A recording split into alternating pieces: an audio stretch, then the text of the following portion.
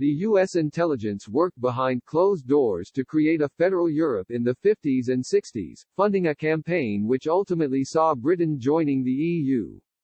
As soon as Britain left the EU on January 31, it immediately started negotiating trade deals with other countries. The European Union, which accounts for about half of the United Kingdom's trade, along with the United States, were the government's top priority for securing new deals. Britons have long cherished the special relationship between London and Washington, and many pro-Brexit voices, including campaigner Nigel Farage and Prime Minister Boris Johnson, have suggested that leaving the EU will help strengthen transatlantic ties.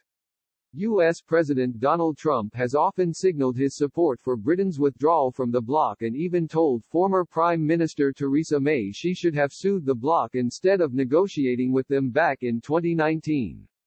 Now that Democrat Joe Biden has won the U.S. election, things could get a bit more complicated for Britain once he moves into the White House.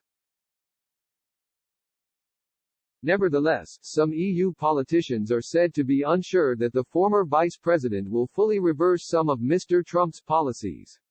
For example, German centre-right MEP David McAllister believes Mr. Biden will continue to make demands on EU nations to spend more on defense to keep NATO together, but will probably only present them differently in tone and style.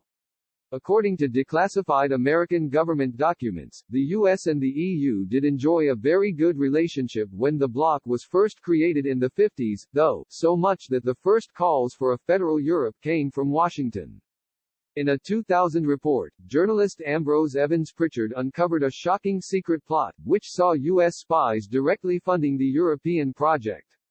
The documents, found by Joshua Paul, a researcher at Georgetown University in Washington, revealed an extensive network of people in the U.S. intelligence community worked aggressively to establish a European power.